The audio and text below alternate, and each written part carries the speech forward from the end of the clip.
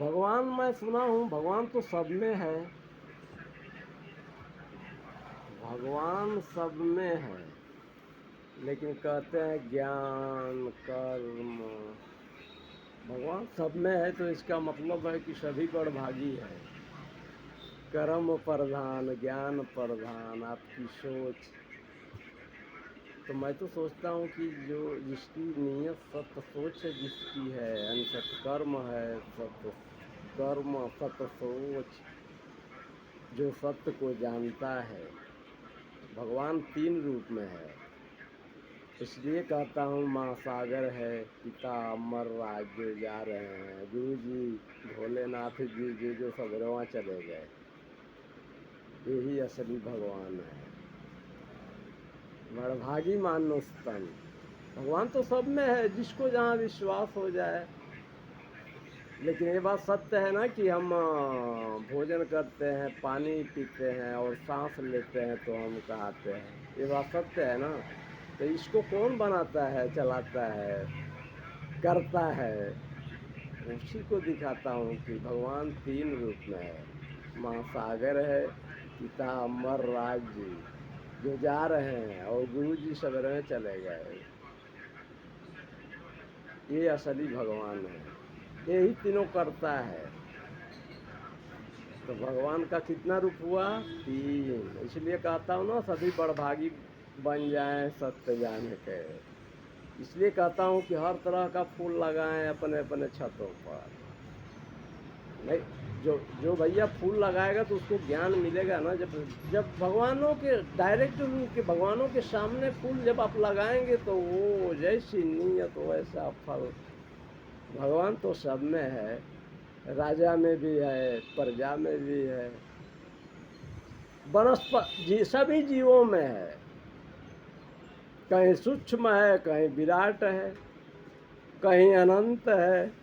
भगवान 3 ही है, मगर ज्ञान सदा सीखना ही है। ज्ञान अनंत है। कहते हैं ना कि हमें सदा पढ़ना ही रहता है। लेकिन इसलिए सत्य दिखा देता हूँ ताकि कोई भी बड़भागी मानुष तन दुखी ना हो। सत्यमेव जयते।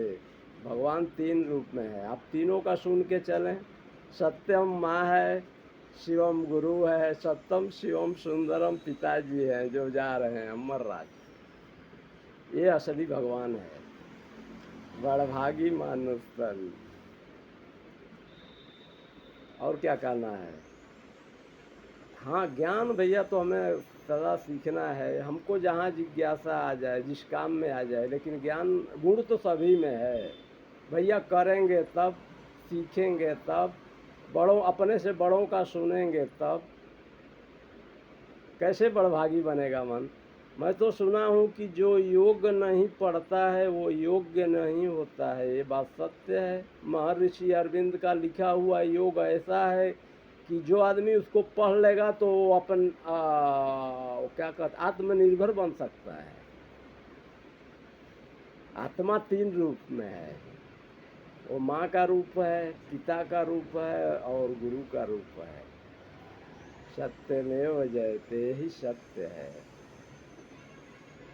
यही सत्य है। वही करता है सब कुछ। जैसे हम खाते हैं, पानी पीते हैं, सांस लेते हैं तो हम कहते हैं ना, लेकिन वो है सब में।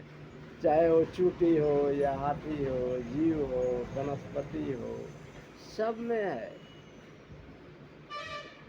अब देखिए, अभी अभी इसके पहले माता रानी का राज था, पिताजी का राज आ गया। इसलिए अब पिताजी कड़क होते ही हैं। माँ ठंडा करती है, पिता गर्म करते हैं, गुरुजी तूफान लाते हैं। यानी कि उसी को जो सत्य को जान जाता है, उस विज्ञान में 3 का मानते हैं ना पावर। 3 पावर कहते हैं ना, जो दोनों के बीच में होता है उसको गुरु माना जाता है।